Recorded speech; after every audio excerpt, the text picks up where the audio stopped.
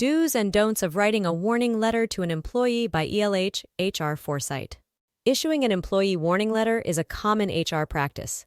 This method allows HR managers to discipline the staff and to make sure that all employees observe the rules written in the company policy. In addition, a warning letter is also a way for employers to reduce legal risks when firing an employee. In this case, such a letter serves as a disciplinary measure that warns an employee about the violation of the company's code of conduct. With that in mind, writing a warning letter or letter of reprimand to an employee can be a delicate thing to do. There are a few things that you need to keep in mind and to avoid to make sure that you deliver the message correctly. So let's take a look at a few do's and don'ts of writing a warning letter to an employee. Do consider the structure.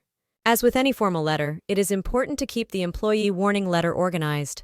Following this structure will help you lay out the details of the situation more consistently and will add a confident tone to the letter.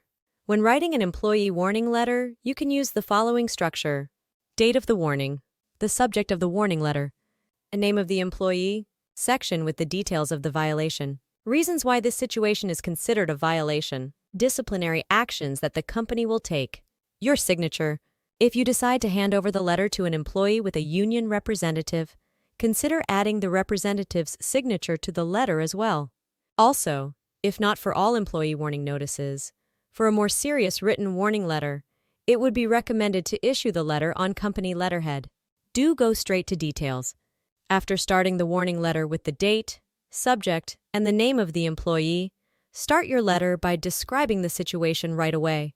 When clarifying the situation that led to this warning, keep in mind the following and include these specific details.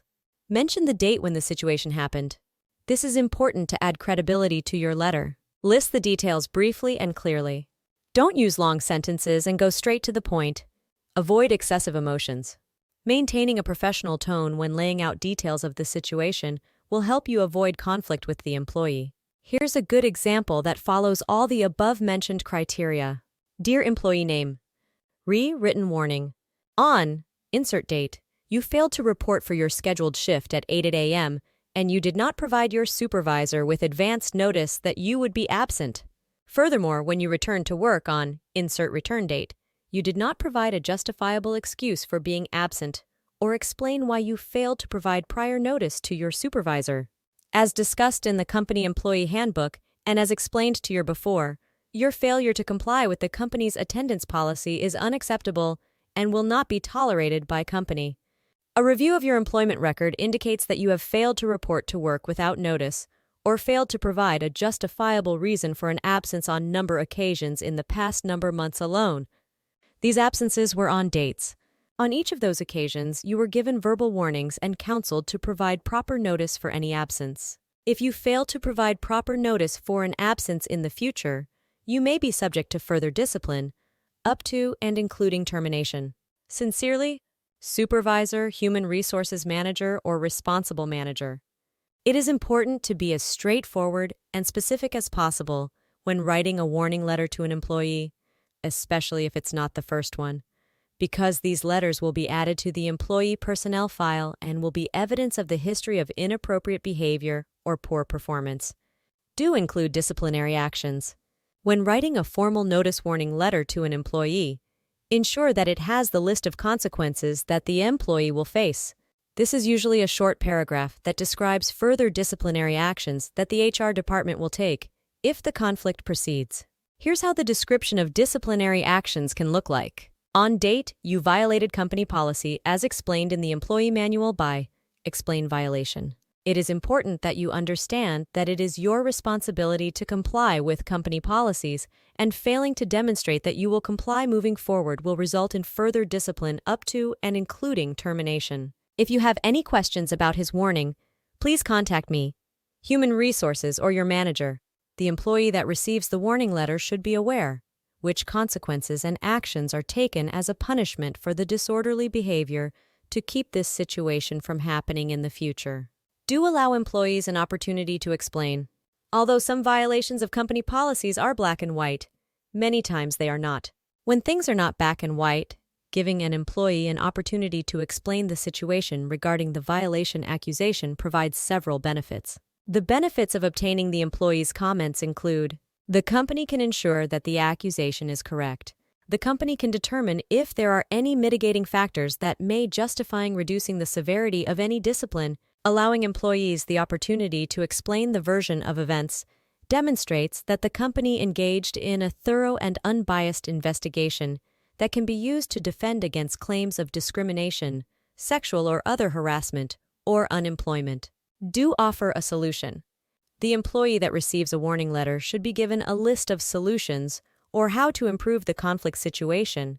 When writing this part, keep in mind not only the company's interests, but the interests of the employee as well. That's why it is important to have a verbal warning first, to see and understand where the employee's actions come from, and if the situation repeats, offer a solution. By offering solutions to the conflict situation, you avoid the hostility between the company and the employee and ensure that both sides still benefit from the situation. Don't go personal. In order to meet the goals and expectations of the employee warning letter, avoid taking a personal approach when writing it. Adding an emotional tone to such a letter can cause deviations from its initial purpose. So, when writing a warning letter to an employee, try to focus on specific wrongdoing without attaching it to any personal feelings. Don't make baseless claims. If you do want to add more credibility to the employee warning letter, what you can do is describe how the misconduct could harm the goals and the image of the company. However, try to avoid making baseless claims. This means that you should support your letter using statements from witnesses and company documents. For example, you can use excerpts from the corporate employee conduct policy to support your claims, or you can generally refer to official company documents that describe the wrongdoing in question, like here.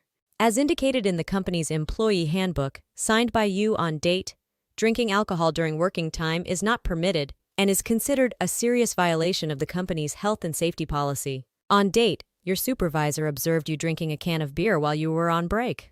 If the company determines that you consume alcohol during working time in the future, the company will further discipline you up to and including termination. Providing such proof in the warning letter also adds more credibility to your claims regarding the disciplinary actions.